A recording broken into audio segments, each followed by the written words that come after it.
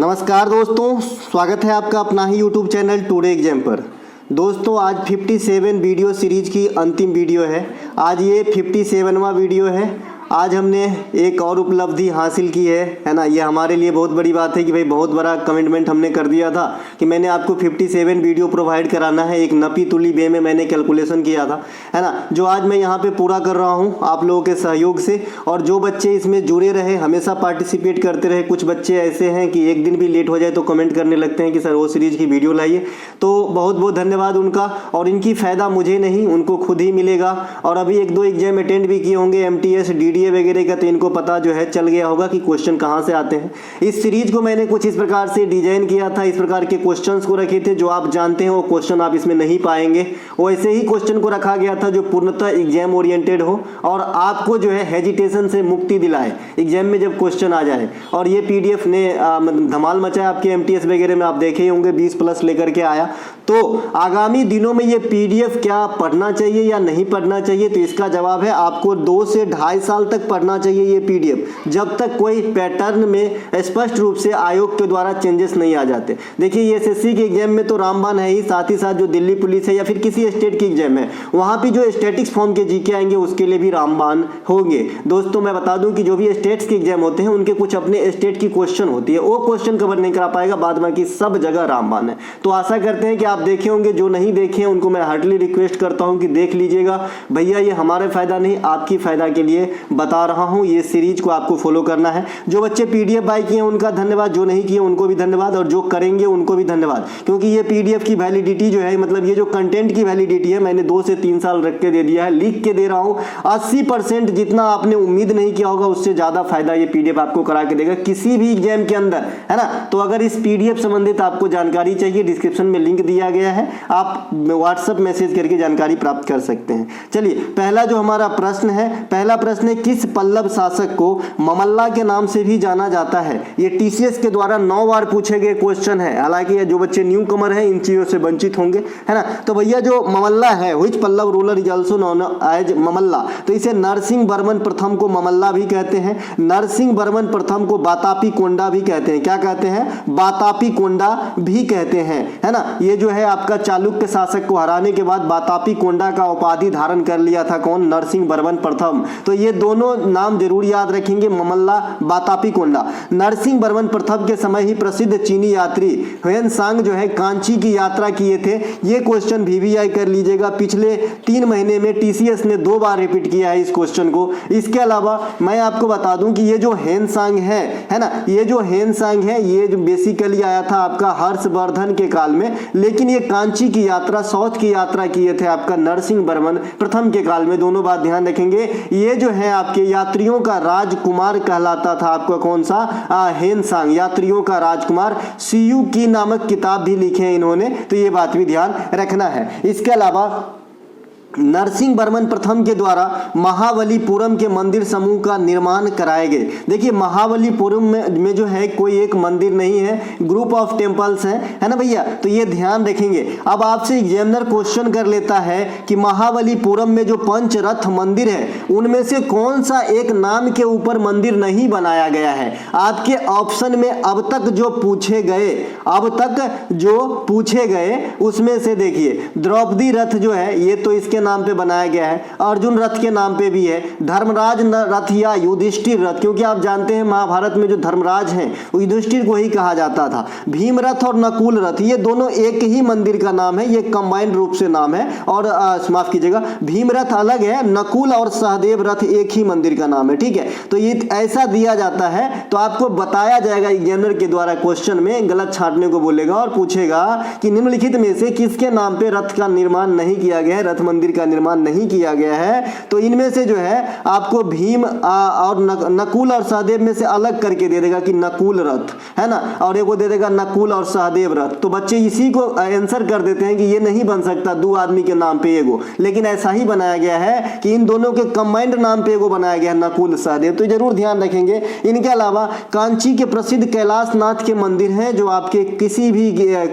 मतलब बुक में मिल जाएंगे ये चीज को वर्णन, और काफी इंपोर्टेंट है। लेकिन लेकिन अब नहीं पूछे गए बहुत दिनों से, लेकिन फिर भी आपको याद रखना है। कांची के प्रसिद्ध कैलाशनाथ मंदिर का निर्माण जो है नरसिंह वर्मन सेकेंड ने करवाया था। अभी तक हम जितने सारे बात किए नरसिंह वर्मन प्रथम का बात किए थे, लेकिन ये जो कांची का कैलाश मंदिर है ना, इसकी निर्माण नरसिंह वर्मन सेकेंड ने करवाया था। क्या होता था कि पहले जब राजा महाराजा हुआ करता था और कोई राजा महाराजा बहुत ज्यादा फेमस हो जाया करता था, तो उसके जो मतलब उत्तराधिकारी बनते थे लगभग उन्हीं के नाम के आगे फर्स्ट सेकेंड थर्ड लगा लिया करता था। अगर प्रचलित हो गया तो, अगर प्रचलित नहीं हुआ तो अपने नाम से बैठते थे। जैसे आपने कई बार देखो चंद्रगुप्त प्रथम, चंद्रगुप्त सेकेंड, है ना, तो ये सब क्या होती है भाई, फेमस जो हो जाते हैं ना, तो आगे के नाम पे खाली द्वितीयक तृतीयक चतुर्थ लगता जाता है ना। इसके अलावा पल्लव वंश के संस्थापक सिंह विष्णु हैं। राजधानी कहाँ थी? कांचीपुरम थी, तो ये बात भी आपको ध्यान रखना है। एलोरा का कृष्ण मंदिर का निर्माण किसने करवाया है? अब देखिए, अभी माफ कीजिएगा, एलोरा का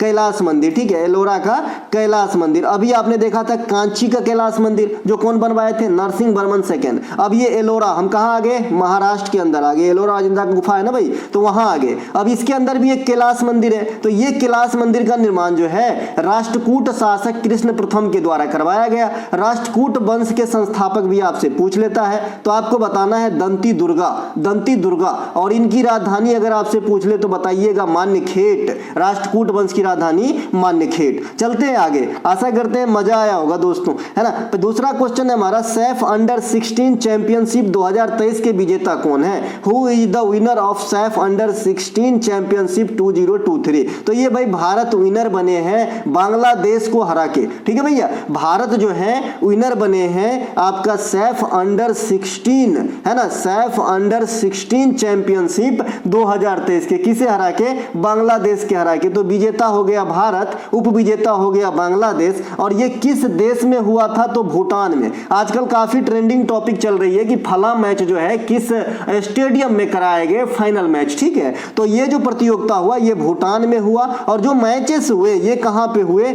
चंगली मिथांग स्टेडियम, इस प्रकार से नाम है भाई, चंगली मिथांग, है ना, इस प्रकार से स्टेडियम का नाम है। आने वाले दिन में वो दिन दूर नहीं है कि जब आपसे डायरेक्ट इस स्टेडियम का नाम पूछ लेगा और पूछेगा कहां पे है, तो बताइएगा भूटान में है। जैसे अभी आपने देखा बिरसा मुंडा कलिंगा को अलग अलग से पूछ लिया गया हॉकी वर्ल्ड कप ऑर्गेनाइज होने के चलते, ठीक है, उड़ीसा में है। इसके अलावा सैफ चैंपियनशिप 2023, देखिए ये सैफ अंडर 16 वाला है, और ये सैफ जो है ये जनरल वाला है। तो जो जनरल वाला सैफ हुआ है ये बेंगलुरु में हुआ है ना, भारत के अंदर। अब विजेता यहां पर भी भारतीय रहा है। आजकल खेल में जो है हम काफी ज्यादा धूम मचा रहे हैं। अभी आपने एशिया कप देखा, ऐसा सुपरा साफ किया कि रिकॉर्ड बन गया, है ना भैया। तो ये आप उप विजेता कौन रहा है? सैफ वाला में, मेन वाला सैफ, तो ये कुवैत रहा है, विजेता भारत रहा है। अंडर 60 सैफ वाला में विजेता भारत रहा है, और उप विजेता बांग्लादेश रहा है। कहां हुआ है? भूटान में हुआ है। और जो सैफ वाला है मेन वाला, ये बेंगलुरु में हुआ है। बेंगलुरु कहां है ये आप हमसे अच्छे तरीके से जानते हैं।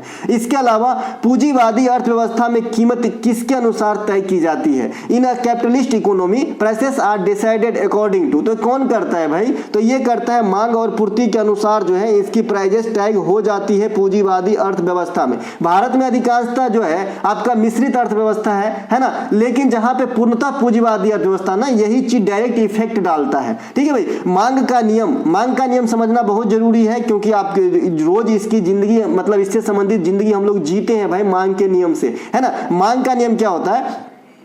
किसी वस्तु की कीमत में उतार चढ़ाव से सीधा संबंध रखता है। जैसे किसी वस्तु की कीमत एकाएक गिर गया तो इसकी मांग जो है बढ़ जाता है, हो सकता है कि डबल हो जाए, है ना, तो इसकी मांग जो है बढ़ जाती है। जैसे आपने देखा होगा कि अभी टमाटर की भाव 200 रुपए किलो हो गई थी, है ना, तो टमाटर की खपत लोगों की जो जरूरत है वो क्या हो गया? जानबूझ के कम किया गया, क्योंकि भाव बढ़ गया है तो मांग कम जाएगा, भाव बढ़ गया ना, है ना। अब जब ही जैसे ही मांग घटेगा, है ना, वैसे ही भाव मतलब जैसे ही मतलब कीमत घटता है मांग बढ़ जाता है। तो अगर मांग का नियम क्या कहता है? कीमत बढ़ने से घटती है और कीमत घटने से मांग बढ़ती है, यही है मांग का नियम, सीधी। और क्या है? अर्थव्यवस्था में एक आपसे पूछता है कि गिफिन वस्तु क्या होती है? तो भाई गिफिन वस्तु क्या होती है? निम्न स्तरीय वस्तु होती है, घटिया क्वालिटी की वस्तु होती है गिफिन वस्तु। इसी प्रकार से एक आपका ग्रेसम का नियम पूछ लेता है। तो ग्रेसम का नियम क्या होता है कि जो प्रचलन में अच्छा मुद्रा होता है, जो अच्छा आपका करेंसी होता है, इसे पुश करके बाहर निकाल देता है अगर कोई बैड मनी आ गया है ना मार्केट में तो, ठीक है। तो इसे बोलते हैं ग्रेसम का नियम। और गिफिन वस्तु क्या होता है? निम्न स्तरीय वस्तु होती है। अर्थव्यवस्था में आपसे एक चीज और पूछता है कि ब्लॉक अर्थव्यवस्था से आप क्या समझते हैं? तो भैया ब्लॉक अर्थव्यवस्था से क्या होता है? जिसकी चक्का जाम हो, जो आदान प्रदान नहीं करता हो, जो इंपोर्ट एक्सपोर्ट नहीं करता हो, ऐसे जो आपका अर्थव्यवस्था है उसे ब्लॉक अर्थव्यवस्था कहा जाता है। और ऐसे अर्थव्यवस्था वाली देश प्रायः गरीब होते हैं, तो ये बात भी आपको ध्यान रखना है। इसके अलावा उपभोक्ता के आय में कमी होने के साथ ही घटिया वस्तु की मांग बढ़ जाती है। मान लीजिए आज आप 35,000 रुपया कमा रहे हैं, कल होके जो है मान लीजिए कंपनी में आप काम कर रहे हैं, कंपनी ही बंद हो गया है ना, तो भी आपको जो कंपनी के मालिक हैं उन्होंने कहा कि भाई देखिए हम भी कहाँ जाएंगे, तुम भी कहाँ जाओगे, तुमको मैं 5,000 रुपया महीना दूंगा और आपके पास मजबूरी होगी तो यही 5,000 रुपये अगर आप करोगे तो पहले 35 कमा रहे थे आप 5 कमा रहे हैं, तो स्वाभाविक सी बात है कि आप जो घटिया वस्तु आप पसंद करोगे। जैसे जो पहले 70 रुपये केजी वाला आप चावल खाते थे तो अब 25 रुपया वाला खाना ही पड़ेगा, मजबूरी बन गई है ना। तो ऐसे ही उपभोक्ता के आय में कमी होने के कारण घटिया वस्तु की मांग बढ़ जाती है। इसके अलावा उत्पादन, भारत में उत्पादित फसलों तथा उनसे संबंधित उपयुक्त मिट्टी के साथ मिलान कीजिए। Match the crops produced in India and their respective suitable soils. तो भाई किस प्रकार की मिट्टी में कौन सी फसल ज्यादा उपयोगी होती है? देखिए दोस्तों, मैं एक बच्चे मुझे बोल रहे थे एक दिन कमेंट करके कि सर ये क्वेश्चन जो आप कराते हैं ये क्वेश्चन कहाँ से लाते हैं? भैया मेरी जवाब है कि ये क्वेश्चन 80% जो है मेरे माइंड के द्वारा सोचा गया है। ऐसा नहीं कि मैं पूर्णतः सोचा, ये आपके एग्जाम में जो क्वेश्चन आती है उनके माता पिता भाई बंधु आगामी दिन में कौन आने के लिए रेडी है उनसे बनाया गया यह क्वेश्चन है जो एकदम सटीक बैठता है एग्जाम के अंदर। और मैं इसी वे में जब से मैंने स्टार्ट किया है पढ़ाना इसी वे में काम कर रहा हूं और इसी कारण जो है आप मुझे प्यार भी करते हैं, ठीक है भैया। तो यही जवाब है। बाद बाकी 20% क्वेश्चन जो है एग्जाम में आपका जो आया है वो सेम लैंग्वेज में मिलेगा, बाद बाकी नहीं मिलेगा, है ना। बाद बाकी आपके मेरे जो फैक्ट होती है जहरीला वाली एक्स्ट्रा फैक्ट वहां से मिलेंगे और वही फैक्ट आपको कंप्यूटर मॉनिटर पे नजर आती है भैया। एक बच्चे बोल रहे थे कि कितने % क्वेश्चन रिपीट होते हैं, तो मैं कहूंगा 10% से ज्यादा रिपीट नहीं होती है। हु बहू की बात करें तो 10% भी बहुत बोल दिया, 5% है ना भैया। एक आध क्वेश्चन रिपीट होते हैं हु बहू, बाद बाकी आपको दिमाग लगाना ही होता है ना। और दिमाग लगा के दे ही रहा हूं, सिर्फ आपको खाना है ना। तो भाई मिट्टी से आपको मैच करना है। देखिए चावल किस प्रकार की फसल है? तो आप कहोगे जी खरीफ फसल है। खरीफ फसल किस महीने में होती है जी? वर्षा ऋतु के आगमन से जो है इसकी जो है आपकी बुआई या फिर रुपाई स्टार्ट हो जाती है, ठीक है। कपास किस मिट्टी में होगा? देखिए ये क्वेश्चन तो इतनी फेमस हो गई, रेलवे वाले और चाहे कोई सा भी एग्जाम देते हैं यहाँ पूछे जाते हैं। तो कपास आप काली मिट्टी में लगा लोगे। तरबूज कौन सा फसल होगा पहले ये बताइए, क्योंकि तरबूज तो न तो रबी है और न ही आपका खरीफ है, तो ये कौन सी फसल होंगे जी? तरबूज। तो मैंने आपको बताया था भाई जायद फसल नाम का एक मध्यवर्ती फसल होती है। मध्यवर्ती मतलब मैंने यहाँ पे थोड़ा मजाकिया लैंग्वेज में बोल दिया, जैसे एक मेल होता है एक फीमेल होता है, बीच वाला ट्रांसजेंडर होती है, तो उसी प्रकार से ये भी जो है जायद है जी, है ना। ये रबी फसल और खरीफ फसल, इन दोनों रबी के कटने और खरीफ के बुआई होने के जो बीच का समय होता है ना, इसी में आपका ये जो है जायद फसल कर लिए जाते हैं, है ना। जो आपका आधा मार्च से बाद और आपके जून के प्रथम सप्ताह तक समझ लीजिए या फिर पूरे मई समझ लीजिए, तो 2-2.5 महीने का जो समय होता है इसमें आपका ये जो है तरबूज, खरबूज, खीरा, कुकुम्बर ये सब कर लिए जाते हैं, फ्रूट वगैरह। तो ये जो है आपके जायद की फसल की उदाहरण है। और कॉफी तो आप जानते ही हैं, है ना। तो भैया इसको मैच करना है। अब ये तो हो गई इसकी इंट्रोडक्शन की कौन सी फसल क्या होती है कब होती है, ठीक है। तो चावल जो है ये आप जानते हैं कि उत्तर प्रदेश बिहार सब में जो है चावल काफी होते हैं, पश्चिम बंगाल वगैरह में। तो बाढ़ आने वाली इलाका है वो, तो बाढ़ मिट्टी जो है पानी के साथ जो है कौन सी आती ज्यादा, तो आपका जो आ जाती है जी जलोढ़ मिट्टी। तो यहाँ पे चावल को हम जलोढ़ से मैच कर देंगे। कपास के लिए काली सही है। तरबूजा के लिए हम बलुई मिट्टी। नदी के किनारे मैंने ऑप्शन भी दिया था कि आप कहीं जाते हैं नदी के किनारे आप देखेंगे कि जो सूख गया रहता है, नदी की पानी के स्तर कम हो गई रहती है, तो बालू वाला जमीन होता है उस पर आपकी जायद की फसल काफी देखने को मिलेगा जी, लत्ती वाला, ठीक है। तो आपकी हो जाएगी तरबूज, बलुई। इसके अलावा कॉफी जो है ये लेटेराइट मिट्टी का फसल है, कॉफी, चाय, तो इत्यादि। तो ये आपको मैच करके दिखा दिया है, आंसर नीचे है। इसके अलावा जलोढ़ मिट्टी की उपलब्धता के आधार पे 2 प्रकार के होते हैं, खादर और बांगर। अब खादर क्या होती है, बांगर क्या होती है, मैंने आपको पहले ही बता चुका है। जो बांगर होते हैं उसे पुराना जलोढ़ मिट्टी कहा जाता है और जो खादर होते हैं इसे नवीन जलोढ़ मिट्टी कहा जाता है। अब ये नवीन और पुराना कौन डिसाइड करता है? तो आने वाली बाढ़ डिसाइड करता है जी, और कोई नहीं करता है, ठीक है। मैंने आपको बताया था कि नदी जो है अपनी रास्ता बदल लेती है। जरूरत नहीं है कि 2023 में अगर कोई नदी ऐसा बहा है, बाढ़ आने वाला नदी, तो 2024 में सेम रास्ता अनुसरण करेगा, ऐसा कतई नहीं है। हो सकता है कि इतना दूर छोड़ दे और यहाँ इतना दूर बढ़ा ले, है ना। तो ये वाला जो मिट्टी वंचित रह गया नया वाला मटेरियल पाटने से, तो ये हो जाएगा जी आपका खादर, है ना, सॉरी माफ कीजिएगा, बांगर हो जाएगा, ये पुराना हो जाएगा। और ये जो नया वाला फिर से इस साल जो इस पे मिट्टी पाटा गया है नदी के द्वारा, जो लाया गया मिनरल्स वगैरह हैं, तो ये हो जाएगा जी आपका, है ना, कौन सा हो जाएगा, खादर, नया वाला हो जाएगा। तो इस प्रकार से आप इसे ध्यान रखेंगे। नवीन जलोढ़ मिट्टी को खादर कहते हैं, पुरानी जलोढ़ मिट्टी को बांगर कहते हैं। कैसे नियम होता है निर्धारण बता दिए थे। देखिए आप किताबी भाषा में बात करेंगे ना दोस्तों, तो आज याद होगा कल भूल जाओगे। मैं जैसा बोलता हूं ना वैसा एक बार बोल के एक बार गुनगुना के तो देखो, अरे कभी नहीं भूलोगे कुछ भी, है ना। इसके अलावा मिट्टी के वैज्ञानिक अध्ययन को पीडोलॉजी कहते हैं, तो ये बात भी ध्यान रखना है, सोइल के अध्ययन को। इसके अलावा अगला हमारा प्रश्न है, पेंग लसबोल प्रमुख त्योहार किस राज्य में मनाई जाती है? In which state the major festival of Pang Lhabsol celebrated? तो ये सिक्किम का त्योहार है पेंग लसबोल। भाई ऐसा नाम उधर ही हो सकते हैं, है ना। सिक्किम में इतना तो प्रोनाउंसिएशन भी ठीक से नहीं कर पाते हैं, लेकिन जो वहां के ओरिजिनल निवासी हैं सिक्किम के, है ना, वो आराम से इसे कर लेते होंगे मेरे ख्याल में, है ना। अपने लिए डिफिकल्ट पड़ेगा ये। इसके अलावा सिक्किम की अन्य प्रमुख त्योहारों में बुमचू फेस्टिवल है, सागा दावा त्योहार है, लोसांग है, सकेबा है। देखिए मैंने एक सामा चकेबा बोला था, सामा चकेबा जो है ये आपके बिहार में होते हैं, ठीक है। दिवाली के बाद होते हैं जी सामा चकेबा, जिसमें बहनें अपनी भाई के लिए करते हैं, और भी होते होंगे, लेकिन हमारा तो इतना ही मानना है कि बहन करते हैं, महिलाएं ही करते हैं, इसमें पुरुष भाग नहीं लेते सामा चकेबा, राइट, है ना। तो महिला याद रखिएगा,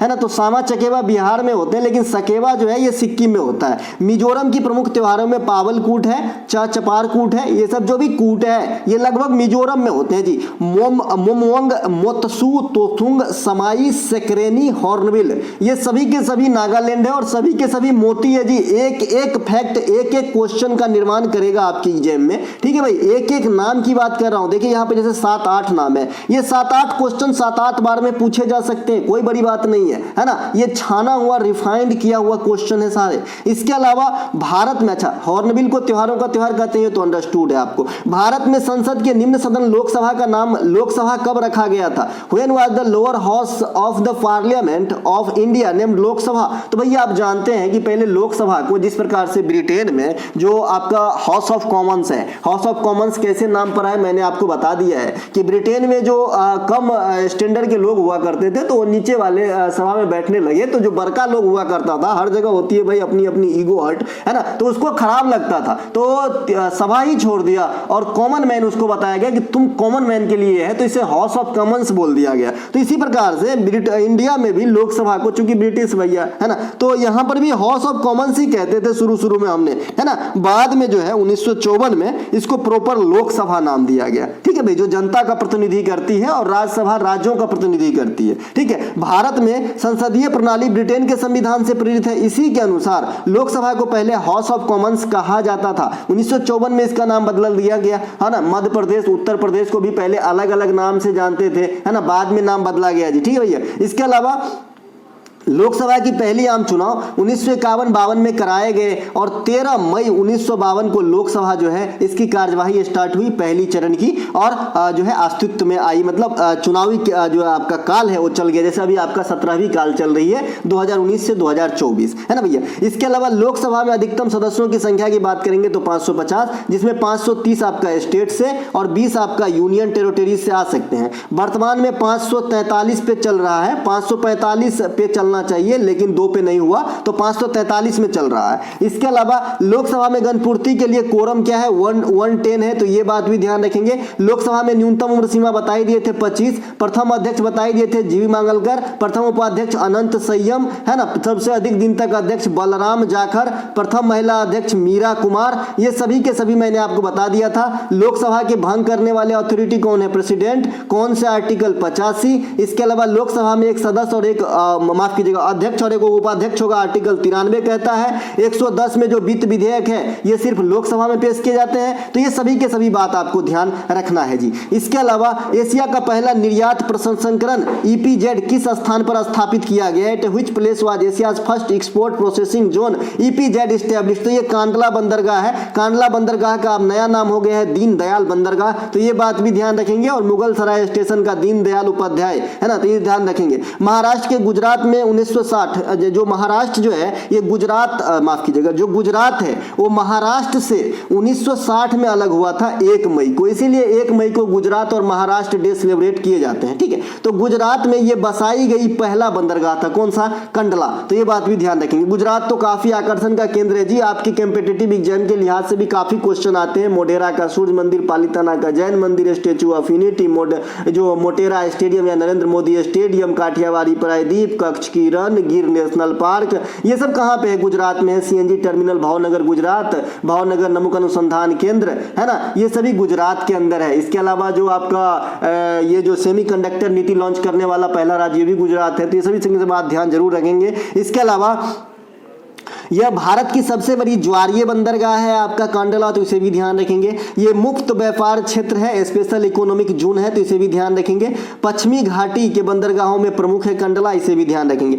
भारत में पश्चिमी घाटी के अन्य बंदरगाह मरमागोवा, मुंबई, मंगलोर और कोचीन, तो इसे ध्यान रखेंगे। भारत के पूर्वी तट के बंदरगाह पारादीप, हल्दिया, तूतीकोरिन, चेन्नई और एन्नौर, तो ये सब पूर्वी घाटी के बंदरगाह। पूर्वी तट और पश्चिमी तट के बंदरगाह कैसे डिसाइड करते हैं? तो अरब सागर और बंगाल की खाड़ी के लिहाज से डिसाइड करते हैं। जो अरब सागर के तट में है ये आपका पश्चिमी तट में हो जाएगा, और जो आपके बंगाल खाड़ी के तट में है ये आपका ईस्टर्न साइड में हो जाएगा, यानी पूर्वी तट के बंदरगाह हो जाएंगे। भारत में कृत्रिम बंदरगाह ये आपका चेन्नई बंदरगाह है। भारत में अंतर्देशीय नदी बंदरगाह ये आपका कोलकाता बंदरगाह है जी। एक एक बात ध्यान रखेंगे। सबसे बड़े नदी पे द्वीप माजुली, ये भी ध्यान रख लीजिएगा। सिंधु घाटी सभ्यता का बंदरगाह नगर कौन थे? लोथल और सुरकोतदा। भाई यहाँ से बंदरगाह की बात हो रही है तो बंदरगाह जरूर बताऊंगा, है ना। इसके अलावा मैंने एक चीज और बताना है, जो ये आपका राष्ट्रीय जलमार्ग है ना, राष्ट्रीय जलमार्ग एक जो है ये हल्दिया और इलाहाबाद और हल्दिया को जोड़ते हैं, और राष्ट्रीय जलमार्ग 2 बात ज्यादा पूछे जाते हैं, धुबरी और सदिया को जोड़ते हैं, तो इन्हें जरूर ध्यान रखेंगे, है ना। इसके अलावा वर्ष 2022 में गुरु केलुचरण महापात्रा युवा प्रतिभा सम्मान से सम्मानित गीतांजलि आचार्य किस नृत्य से संबंधित है? गीतांजलि आचार्य जो है किस नृत्य से संबंधित है, जिसे 2022 में गुरु केलुचरण महापात्रा युवा प्रतिभा सम्मान दिया गया। यहाँ आपके सामने इमेज है, ये ओडिसी डांस से संबंधित है। एक और आदमी को दिया गया आपका गुरु केलुचरण महापात्रा युवा प्रतिभा सम्मान 2022, इनका नाम है श्री मतृ प्रसाद दास, तो इन्हें भी ध्यान रखेंगे, है ना। तो ये जरूर ध्यान रखें, ओडिसी से ही संबंधित है। इसके अलावा गुरु केलुचरण महापात्रा किस नृत्य से? तो मैं महापात्रा सरनेम है तो आप ओडिसी में चले जाएंगे तो ओडिसी से हो जाएगा। सृजन नामक संस्था का जो है फाउंडर है ये कौन? गुरु केलुचरण महापात्रा, तो इन्हें भी ध्यान रखेंगे। ओडिसी नृत्य के अन्य प्रमुख कलाकार में सुजाता महापात्रा, संयुक्ता पनीगिरी, सोनल मानसिंह, इंद्रानी रहमान, बजीरा चित्रसेना, ये श्रीलंका के हैं, तो इन्हें भी जरूर ध्यान रखेंगे जिन्हें पद्मश्री दिया गया था। इसके अलावा सितंबर 2023 में G20 के आधिकारिक तौर पर सदस्यता ग्रहण करने वाले अफ्रीकी समूह के चेयरपर्सन कौन है? ये क्वेश्चन को VVI कर लेंगे क्योंकि इसके चेयरपर्सन है ना लेटेस्ट एग्जाम में जरूर छपेंगे, क्योंकि ये बहुत बड़ी पल है अफ्रीका समूह के लिए और बहुत बड़ी पल है ये दुनिया के लिए, है ना भैया, है ना। तो मोदी का जो गला लगाना है इन भाई साहब को, ये तो काफी ज्यादा फेमस हो गया था, आपने भी देखा था। तो ये जो है आपका, इनका नाम है आपका अजाली असोनमानी, अजाली असुनमानी, यहाँ पे आपका नाम दिख रहा होगा, और ये भाई साहब हैं अफ्रीकी यूनियन के जो है प्रमुख हैं, है ना। G20 के बैठक में किसकी प्रतिमा को जो है लगाया गया था? तो नटराज का, जो भगवान नटराज का इस प्रकार का प्रतिमा है, मैं तो नहीं बना पाऊंगा क्योंकि मेरी ड्राइंग तो आप समझते हैं, है ना। तो ये प्रतिमा को लगाया गया था। इसके अलावा अफ्रीकी समूह में कुल कितने देश हैं? ये स्टैटिक्स फॉर्म में क्वेश्चन बनेंगे, तो ये 55 देश है जी, इन्हें जरूर ध्यान रखें। G20 की बैठक सितंबर में कहाँ हुई? 2023 दिल्ली में हुआ है, लेकिन इसी G20 के बैठक में अलग अलग अगर आपसे पूछे कि भाई वित्त मंत्री का कहाँ हुआ है, महिला का कहाँ हुआ है, शेरपा का कहाँ हुआ है ना, पर्यटन पे बैठक कहाँ हुआ है G20 का, तो फिर आंसर बदल जाएंगे, लेकिन जो समग्र बैठक है ये दिल्ली आंसर होगा, ठीक है भैया। इसके अलावा अगला प्रश्न है हमारा कि 12 वोल्ट के बैटरी से जुड़े हुए एक परिपथ में 3 प्रतिरोध 2, 4 और 6 ओम को समानांतर क्रम में जोड़ी गई है। इस परिपथ में प्रवाहित विद्युत धारा का मान क्या होगा। अब देखिए दोस्तों, मैंने आपको बता दिया है कि सीरीज में जब जोड़ेंगे और जब पैरेलल में जोड़ेंगे। तो यहाँ पे पैरेलल में जोड़ा गया है, सीरीज में जोड़ेंगे तो पहले तो आपको बड़का आर का वैल्यू फाइंड करना है। तो मैं यहाँ पे पहले पैरेलल में बड़का आर का वैल्यू फाइंड कर लेते हैं। तो जब भी पैरेलल में जोड़े गए होते हैं कई सारे रेसिस्टेंस, तो हम कैसे निकालते हैं, 1 बाय बड़ा आर का बराबर हमने क्या निकालना है, जितने भी आपका रेसिस्टेंस है उसको 1 बाय में कर करके जोड़ लेंगे। तो 1/, कितने है भाई, 1/2, एगो 2 ओम का है, एगो 4 ओम का है, एगो 6 ओम का है। इसको जोड़ लेंगे तो 6 दूनी की 12 एलसीएम हो जाएगा, 6 और 3 9 और 2 11, 11/12 जो है 1 बाय आर का वैल्यू आ गया। अब मुझे आर की वैल्यू चाहिए तो पलट देंगे दोनों साइड, तो r/1 बराबर 12/11 हो जाएगा। r/1 का कोई वैल्यू नहीं, आर हो जाएगा मतलब, तो आर बराबर हमारा 12/11 ओम आ गया है फाइनल। ठीक है, 12/11 ओम आ गया है। अब ओम का नियम आप जानते हैं, V बराबर IR होता है। यहाँ पे आपको दो चीज गिवन है, दो चीज में क्या गिवन है, एक तो V गिवन है जो 12 वोल्ट की बैटरी है, तो मैंने यहाँ पे 12 लिख देना है। I का मान मुझे फाइंड ही करना है, और हमने टोटल रेसिस्टेंस की वैल्यू भी निकाल लिया है 12/11। ये 12 से ये 12 उड़ जाएंगे, क्रॉस मल्टीप्लिकेशन होगी, I का मान 11 एम्पियर आ जाएंगे। चूंकि आप विद्युत धारा को एम्पियर में मापते हो तो इसीलिए 11 आपका राइट आंसर हो जाएगा। ठीक है, अब ओम की नियम की बात करें, अच्छा यहीं पर ये अगर सीरीज में होता तब क्या आंसर आता भाई साहब, दोनों तरीके से समझो ना, ये पैरेलल है ना, यही 3 प्रतिरोध अगर सीरीज में होता तो हमको बड़का आर का वैल्यू निकालना और इजी है, सीधे सीधे जोड़ देना है, R1 + R2 + R3 कर देना है। मान लीजिए 20 वो रेसिस्टेंस होता तो R 20 तक जोड़ देते, ठीक है, और समानांतर क्रम में भी 20 को होता तो 1 बाय R 20 तक जोड़ देता। ठीक है ना भाई, तो यहाँ पे हम जोड़ेंगे तो 2 + 4 6 और 6 12, तो ये 12 ओम हो जाएगा डायरेक्ट। तो अगर श्रेणी क्रम में हो तो क्या आंसर आने वाला है, तो V बराबर R है, तो V बराबर 12, R का वैल्यू 12 आ गया और I का वैल्यू मुझे निकालना है। तो इस कंडीशन में 1 एम्पियर वैल्यू आएगी। ठीक है, 1 एम्पियर जो है आपका, जब श्रेणी क्रम में यही आप प्रतिरोध जोड़ेंगे तो 1 एम्पियर आंसर, और समानांतर क्रम में जोड़ेंगे तो 11 एम्पियर आंसर। इससे क्या आपको पता चला कि भाई जब समानांतर क्रम में जोड़ते हैं ना तो धारा ज्यादा फ्लो होती है परिपथ में, ये बात भी ध्यान रखेंगे। देखिए एग्जामिनर की कोई भरोसा नहीं, कहीं से भी क्वेश्चन लपक लेता है। इसके अलावा यहाँ पे जो ओम की नियम है ये मैं अपनी भाषा में लिखा हूँ, अचर ताप पे यानी कांस्टेंट ताप पे किसी चालक के सिरों मतलब मुखौटा मतलब दोनों साइड के सिरों के जो बीच का विभवांतर होता है ना, वो उसमें प्रवाहित धारा जो करंट होते हैं उसके सीधे समानुपाती है। इसे हम सूत्र में उतारते हैं V बराबर IR। ठीक है भाई, इसके अलावा प्रतिरोध का मात्रक जब पूछेगा तो ओम लिखना है, और प्रतिरोधकता का मात्रक जब पूछेगा तो ओम मीटर लिखना है। इस बात को गांठ बांध लेना है, क्योंकि अच्छे बच्चे को मैंने गलती करते देखा एग्जामिनर में, बड़े 30 मार खान को। ठीक है भैया, इसके अलावा आपके सामने ये इमेज है, आज ये लास्ट डेट है इसको बताने का, समझाने का कि दोस्तों ये जो सीरीज है 57 जो जिसको आप मतलब वॉच कर रहे हैं, ये 57 सीरीज आपको मात्र 25 रुपये में दिया जा रहा है। आप इस व्हाट्सएप नंबर पे है ना, आप जो है मैसेज कर सकते हैं, कोई फोन न करें, मैसेज कर सकते हैं, आपको जवाब दे दिया जाएगा। और ये मैं बता ही दिया कि ये कितने दिन तक चलेगी, ये इसे सहेज के रखना और पढ़ना है। ठीक है भैया, और ये पूरी वीडियो देख लेना। आपकी जीके जीएस में 80% प्रॉब्लम अगर आपका सॉल्व नहीं हो जाए तो मैं अपना नाम बदल दूंगा जी। ठीक है भैया, तो ये जरूर आप ले लें, आप लोगों के लिए 25 रुपया कोई बड़ी चीज नहीं है। इसी के साथ आपको 57 क्लास तो अभी पूरा हो गया तो पूरा साथ में मिल जाएगा। साथ ही आपको 10 से भी ज्यादा आपको टॉपिक बैच फ्री में मिल जाएंगे, और हाल फिलहाल के जो भी लेटेस्ट एनालिसिस हुआ है CGL CHSL MTS उसका भी PDF फ्री में मिल जाएगा। तो अपना देख लीजिएगा, नीचे लिंक दिया गया डिस्क्रिप्शन में अगर आप इच्छुक हैं। इसके अलावा भारत में कौन से दो राज्य मानसून के पीछे हटने के दौरान चक्रवातों के चपेट में आ जाते हैं। लौटती हुई मानसून बता रहा है, मानसून के पीछे हटना मतलब क्या टांग है उसका, ऐसा नहीं। Which two state of the India become vulnerable to cyclones during the retreat of monsoon। तो जो रिट्रीट ऑफ मानसून के दौरान जो मतलब क्षति मतलब चपेट में आ जाते हैं, है ना, ये vulnerable शब्द काफी बार आपकी एग्जाम में आया गया है। ऐसा होता है कि जैसे मान लीजिए कोई आदमी बहुत कमजोर है तो कोई बीमारी लगने के लिए वो vulnerable हो जाता है, ये कहीं भी आप यूज कर सकते हो इसको। ठीक है, तो ये आपका चपेट में आना इसका होता है। तो आंध्र प्रदेश और उड़ीसा जो है ये लौटते हुए मानसून के चपेट मार्केट में आ जाते हैं। मानसून के पीछे हटने के सामान्य काल जो है ये अक्टूबर नवंबर है। वैसे ये 3 महीने तक ये दशा चल सकती है, लेकिन जो ओरिजिनल आंसर माना है एसएससी ने अक्टूबर नवंबर, क्योंकि ऑप्शन वही था। पिछले दिन भी एग्जाम में क्वेश्चन में पूछे गए हैं एमटीएस में, अच्छा क्वेश्चन पूछे गए हैं एमटीएस के अंदर पिछले शिफ्ट में, ठीक है भैया। इसके अलावा जो पश्चिमी विक्षोभ के कारण शीत ऋतु में वर्षा आती है ये आपका उत्तर पश्चिम भारत में आती है, जहां पे आप पंजाब हरियाणा को पाएंगे। इसके अलावा भारत में मानसून का आगमन जो है ये केरल में और तमिलनाडु में जून के प्रथम सप्ताह में होती है, तो ये बात भी आपको ध्यान रखना है। भारत में जो अधिकांश वर्षा है ये दक्षिण पश्चिम मानसून में होती है ना। मेघालय में जो है, मेघालय के मासिन राम यहाँ पे सबसे अधिक वर्षा होती है। मेघालय में गारो खासी जयंतिया पर्वतमाला है, साथ ही साथ जनजाति के भी नाम है जो मेघालय में पाए जाते हैं, गारो खासी जयंतिया, तो इन्हें भी ध्यान रखेंगे।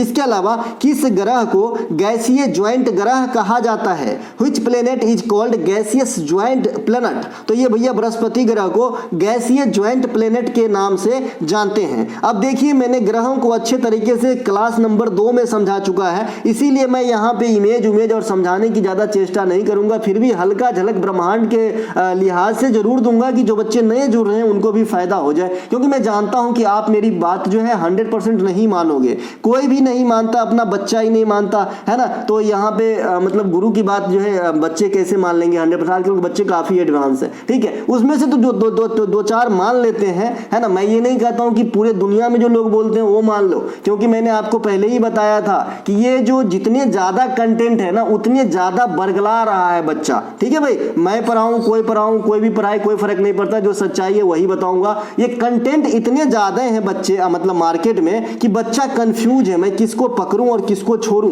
है ये भैया। तो इसी सबसे दूर मैंने आपको पढ़ाने आया है, ठीक है भाई, कि सिर्फ वही चीज दूंगा जो एग्जाम में नजर आएगी। ऐसा नहीं कि आपने स्टोर करा दिया 32 GB और काम आया भाई 256 MB, ऐसा कोई नहीं बात है ना। अगर आपने मेरा 1 GB स्टोर किया है तो समझ लीजिए उसका 1000 KB मतलब MB जो है काम जरूर आएगा, मात्र 24 MB ऊपर नीचे हो सकती है, ठीक है भैया। तो समझ लीजिएगा। तो ये मैं बताना चाह रहा हूं ब्रह्मांड के बारे में थोड़ा सा। तो सूर्य के निकट जो है आपने समझना है कि ये सूर्य है, आपके सूर्य है। पहले जो है ग्रह और भी हुआ करते थे, लेकिन वर्तमान में 8 ही को दर्जा है। इस प्रकार से 8 ग्रह है आपके, है ना। तो जो नजदीक के 4 हैं इसको क्या क्या कहते हैं, यहीं से हम आंसर फाइंड कर लेंगे। नजदीक के 4 को हम पार्थिव ग्रह कहते हैं। पार्थिव पटेल एक विकेट कीपर भी था इंडिया में पहले, है ना। ये पार्थिव ग्रह है, या फिर इसे आंतरिक ग्रह कहते हैं सूर्य के लिहाज से कि अंदर के साइड है, ठीक है भाई। ये इसे खुली आंख से आप देख सकते हैं, ये बात भी यहीं पर समझना है। और जो 4 को बाहर ग्रह है, अच्छा ये जो 4 ग्रह है पहले वाला जो आंतरिक ग्रह है, पार्थिव ग्रह है, खुली आंख से देख सकते हैं। इसकी बनावट लगभग ठोसीय अवस्था में, तभी तो आप पृथ्वी पे हो ना, है ना। ये पृथ्वी भी इसी में आ जाएगा, 3 नंबर पे है ना भैया। अब ये जो लास्ट के 4 हैं इसे क्या क्या कहते हैं, देखिए। बाह्य ग्रह कहते हैं, यानी बाहरी ग्रह कहते हैं। जोबियन ग्रह कहते हैं, जोबियन ग्रह कहते हैं। गैसीय गोला कहते हैं, गैसीय गोला कहते हैं। तो ये सभी इन 4 के लिए ये शब्द का इस्तेमाल हुआ है। तो यहां से आपने काफी कुछ सीखा। बाद बाकी ये ग्रह का जो क्रम है इसके बारे में थोड़ा सा जानना है कि ग्रह कैसा होता है। ये सूर्य है, बड़ा सा बना दिया, ये छोटू ग्रह है। मैंने आपको बताया था कि जो सबसे छोटा बेटा अपने पिताजी का बहुत ज्यादा दुलारा, तो सूर्य के पास बुध ग्रह बैठे हैं सबसे छोटा होने के लिहाज से। सबसे छोटा बुध है, सबसे बड़ा 5 नंबर पे जुपिटर है, ठीक है भैया। पहले क्रम जान लेंगे तो ज्यादा अच्छा रहेगा। ये जो 8 ग्रह है ना, ये आपका सबसे पहले बुध आता है, 2 2 4 2 6 2 8, सबसे पहले बुध आता है। अब आपको दिन का क्रम पढ़ देना है। सबसे इतना याद रखना है कि बुध जो है अपने पिता सूर्य के पास बैठा है, और अब आपको दिन का क्रम जो है पढ़ देना है, ठीक है। तो दिन के क्रम में हम रविवार से चलेंगे। तो रविवार का ग्रह होता है क्या, तो नहीं होता है। सोमवार वाला कोई ग्रह है, नहीं है। मंगल ग्रह है, मंगल ग्रह है, लेकिन इससे पहले एक चीज आपको जानना है कि पहला स्थान पे बुध और तीसरा स्थान पे रहेगा पृथ्वी, और पृथ्वी की बहन कहलाती है शुक्र। तो 2 बहन एक ही जगह रहेगी, तो बीच में है शुक्र। तो ये 3 अगर आपने याद कर लिया तो समझो 8 याद हो गया, ठीक है भाई। तो बुध शुक्र पृथ्वी। अब हमें दिन की क्रम पढ़ना है, तो रवि नहीं है, सोम नहीं है, मंगल। तो मंगल 4 नंबर पे, फिर बुध आना चाहिए मंगल के बाद, लेकिन बुध आपने पहले ही ले लिया है छोटा बेटा के लिहाज होने से, से, है ना। तो भाई बुध नहीं आएगा, तो बुध के बाद क्या बृहस्पति, तो पांचवा बृहस्पति। अब शुक्र आना चाहिए, शुक्र अपनी बहन के पास पहले से बैठी है तो शनि आ जाएगा। शनि रवि होता ही नहीं, दिन पूरा पढ़ लिए तो अरुण वरुण आ जाएगा। तो ये 8 ग्रह हैं सूर्य से बढ़ते हुए दूरी के। अगर आपने क्षेत्रफल के हिसाब से देखना है तो लास्ट के जो 4 हैं ये 4 बड़े बड़े ग्रह हैं, है ना। आपका बृहस्पति शनि अरुण वरुण एकदम सेम कंडीशन में सजाया गया है। बृहस्पति अरुण एक मिनट क्यों नहीं भाई, बृहस्पति शनि अरुण वरुण और पांचवा है हमारा पृथ्वी, ठीक है। तो ये आपका बढ़ते क्षेत्रफल के हिसाब से, है ना, आपका अवरोही क्रम में है। सबसे बड़ा बृहस्पति है, दूसरा पे शनि है, तीसरा अरुण है, चौथा वरुण है, पांचवा पृथ्वी है। इतना ही याद रखना। और सबसे छोटा जो है आपका क्षेत्रफल के हिसाब से भी सबसे छोटा शुक्र है ना। तो ये बात भी आपको ध्यान रखना। इसके अलावा ये तो हो गया आपकी क्रम क्षेत्रफल के हिसाब से और सूर्य के हिसाब से, गैसीय और ठोसीय, जोबियन और आंतरिक, है ना, बाह्य और आंतरिक, ये सब मतलब अब आते हैं इसके उपनाम दिया गया है कुछ, इसको देख लेते हैं। जैसे सांझ का तारा, भोर का तारा, चमकीला तारा, पृथ्वी की बहन, सबसे गर्म ग्रह, ये सभी के सभी नाम जो है शुक्र ग्रह को दिया गया है। इसके अलावा पीला ग्रह शुक्र को कहते हैं, नीला ग्रह पृथ्वी को कहते हैं, लाल ग्रह मंगल को कहते हैं, हरा ग्रह अरुण को कहा जाता है। तो ये सभी ध्यान रखेंगे। हिंदुस्तानी शास्त्रीय संगीत में जो प्रमुख है पंडित जसराज और शतरंज के प्रथम ग्रैंड मास्टर विश्वनाथ आनंद, इन दोनों के नाम पे जो है क्षुद्र ग्रह का नाम रखा गया है। अब ये क्षुद्र ग्रह जो होते हैं एस्ट्रॉइड, ये कहाँ चक्कर लगाते हैं, तो मंगल और बृहस्पति के कक्षाओं के बीच चक्कर लगाते हैं। तो ये बात ध्यान रखेंगे। एक और क्वेश्चन आता है कि किस ग्रह के चारों ओर वलय पाया जाता है, तो शनि ग्रह के चारों ओर वलय पाया जाता है। एक और क्वेश्चन आता है ग्रहों के गति का नियम किसने दिया है, केपलर ने दिया है। और ब्रह्मांड में बहुत सारे नियम दिया गया है, लेकिन ब्रह्मांड के जो प्रसार के रिलेशन में सबसे सर्वमान्य नियम है ये आपका बिग बैंग थ्योरी है, जो कई दफा पूछे गए हैं, जिनके प्रतिपादक जॉर्ज लेमेटर हैं। तो ये सब बात आपको ध्यान रखना है। सबसे बड़ा उपग्रह जो है ये गैनामीड है, जो आपके किसके हैं, बृहस्पति के पास है। और सबसे अच्छा बिना उपग्रह वाला ग्रह भी आपसे पूछा जाता है, तो बुध और शुक्र के पास कोई भी उपग्रह नहीं है, इन्हें भी ध्यान रखेंगे। पृथ्वी के पास एकमात्र चांद उपग्रह है, जो भी अभी हमने चंद्रयान 3 लॉन्च किया है। एक वीडियो हमने देखा था चंद्रयान 3 वाले, उसमें कुछ बहुत पढ़े लिखे लोग जो हैं इंडिया के, वो बोल रहे हैं कि चंद्रयान 3 पे जो हमारे देश के यात्री गए हैं उनको भी बहुत बहुत धन्यवाद, है ना भाई। इसके अलावा खाद्य श्रृंखला में छोटे मांसाहारियों को किस श्रेणी में रखा जाता है, in which category are a small carnivore placed in the food chain,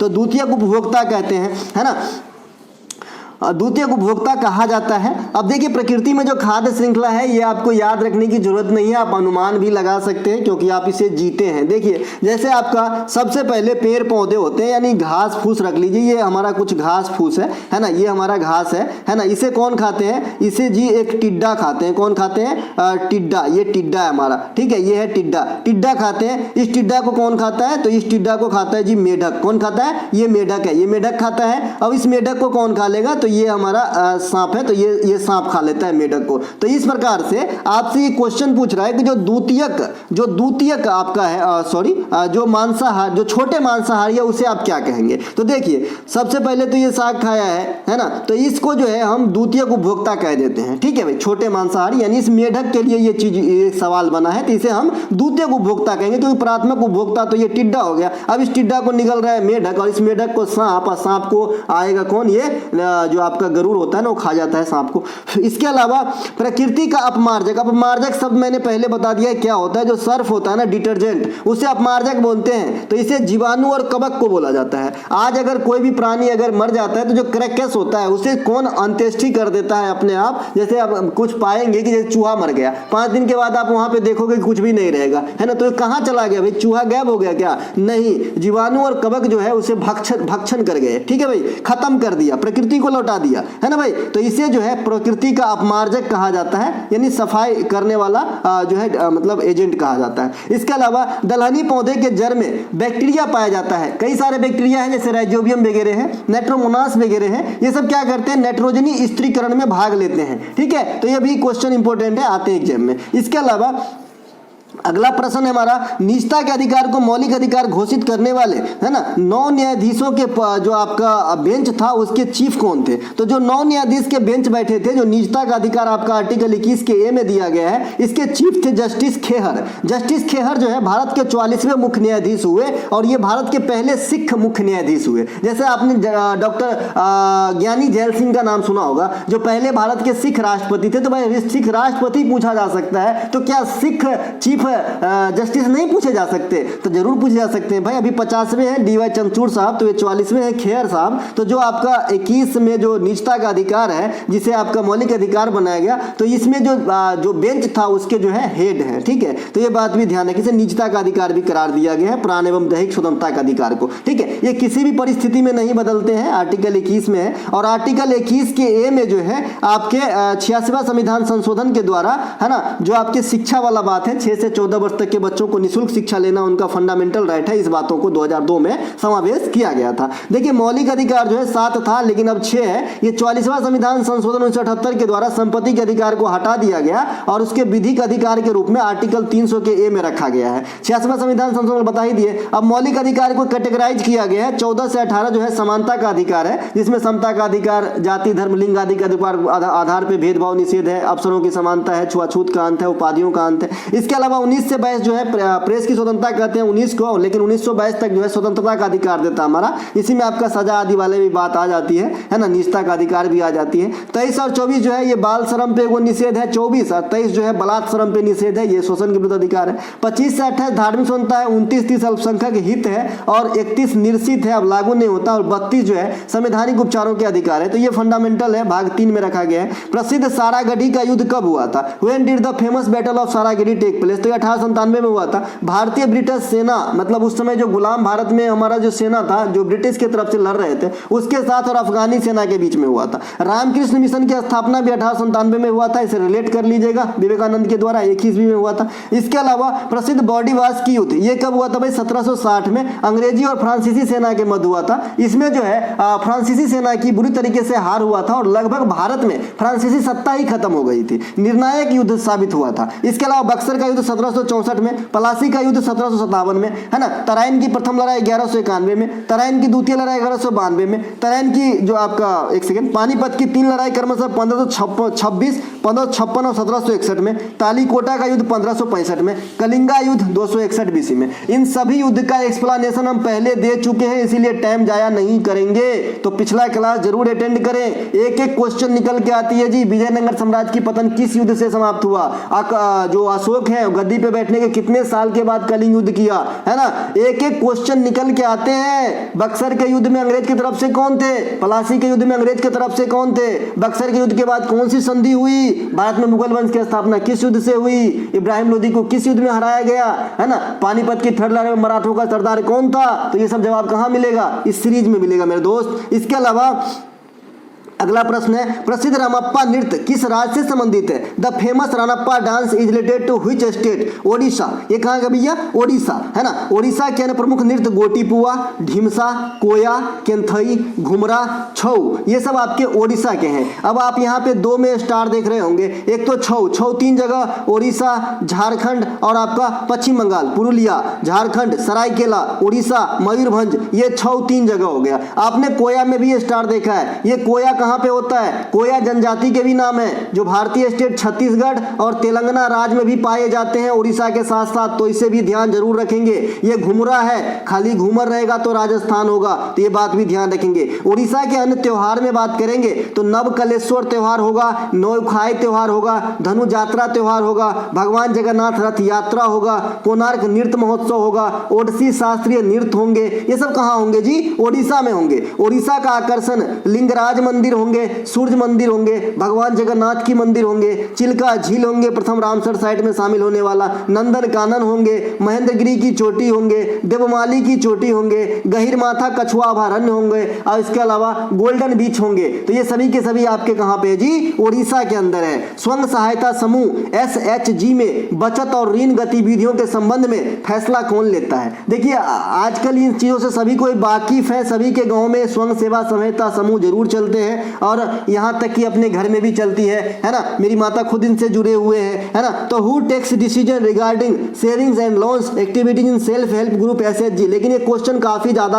हाल फिलहाल में एक तो MFI से आया और स्वयं सहायता समूह से भी आया, ठीक है भाई। तो इनको जरूर अच्छे से पढ़ ले। स्वयं सहायता समूह के सदस्य, है ना, निर्णय लेते हैं, ये जो क्वेश्चन का आंसर है। स्वयं सहायता समूह में पारदर्शिता लाने के लिए नाबार्ड के द्वारा ई-शक्ति योजना को लॉन्च किया गया था, तो ये बात भी ध्यान रखेंगे। स्वयं सहायता समूह ग्रामीण बैंक के माध्यम से गांव में संचालित किए जाते हैं। माइक्रो फाइनेंस कंपनी को रेगुलेट करने वाली बॉडी RBI है भारत के अंदर। माइक्रो फाइनेंस, है ना, निम्न स्तर की लोन प्रदान कराता है जिनकी जो है सालाना इनकम कम होते हैं। इसके अलावा इटालियन ग्रैंड प्रिक्स 2023 के विजेता कौन है? करंट की क्वेश्चन है, हाल फिलहाल की क्वेश्चन है। तो मैक्स वर्स्टापेन, जहां जाते हैं वहीं चांदी चांदी हो जाता है मैक्स वर्स्टापेन का। विश्व एथलेटिक्स चैंपियनशिप 2023 नीरज चोपड़ा ने गोल्ड जीता है। भारत को एक ही गोल्ड मिला है। कहां पे हुआ है? बुडापेस्ट में हुआ है, ये बात भी ध्यान रखना है। कोक बरोक भाषा भारत के किस राज्य में बोली जाती है, जो हाल फिलहाल में चर्च का विषय रहा है? जैसा कि आप जानते हैं कि लोग आंदोलन किए थे इस भाषा को लेके। ये त्रिपुरा में बोले जाते हैं। त्रिपुरा के लगभग 75% जनता जो है इसी भाषा का इस्तेमाल करता है, कोक बरोक भाषा का, ठीक है भैया। इस भाषा को जो है रोमन शैली में ले जाने के लिए जो है मांग किया जा रहा है।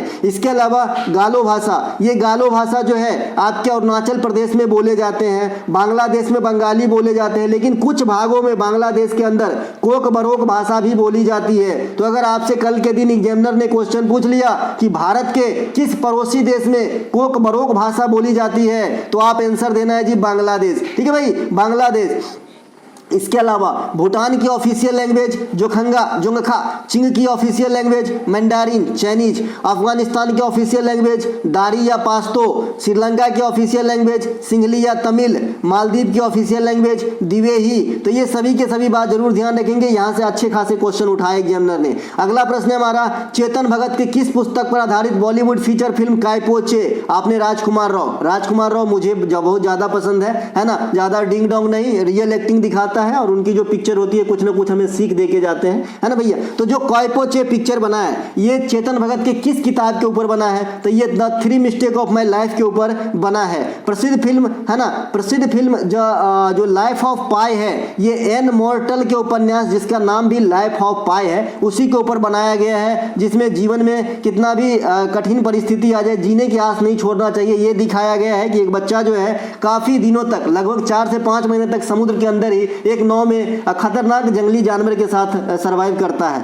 ठीक है। इसके अलावा चेतन भगत की अन्य पुस्तक जिन पर फिल्म बनाए गए, half girlfriend, 3 mistake of my life, है ना, 2 स्टेट्स, 5 पॉइंट समवन, 3 इडियट इससे संबंधित 5 पॉइंट समवन से, 1 नाइट एट कॉल सेंटर, इस पे जो है हेलो पिक्चर बना था जो आपका सलमान खान हीरो था, ठीक है भाई। ये 1 नाइट एट कॉल सेंटर पे बनाया गया पिक्चर है। तो ये आपका जो है चेतन भगत के कुछ फिल्म मतलब किताब है जिनके ऊपर पिक्चर बनाए गए हैं, ठीक है। तो ये ध्यान रखेंगे। अन्य प्रमुख पुस्तकों में चेतन भगत के जो प्रमुख पुस्तक है 2020 रिवोल्यूशन, ये काफी फेमस हुए, आज भी ये क्वेश्चन पूछे जाते हैं, ठीक है। जबकि ये पुस्तक जो है आपका कब आया था? मेरे ख्याल में 2012 में आया था जी, ठीक है भाई। आज भी पूछे जाते हैं तो कुछ वेटेज है भाई, है ना। तो दोस्तों ये थे आज के जो है क्लास। अगर आपको अच्छा लगा तो लाइक करेंगे। कल हम एक अच्छी जो है कुछ ना कुछ लेके आएंगे आपके लिए सीरीज, जिसकी घोषणा हम कल करेंगे। जो भाई बंधु जो PDF ग्रुप में ऐड है, जो 25 रुपये वाली PDF ग्रुप में ऐड है, अब जो है चूंकि अब जो PDF बाय करेंगे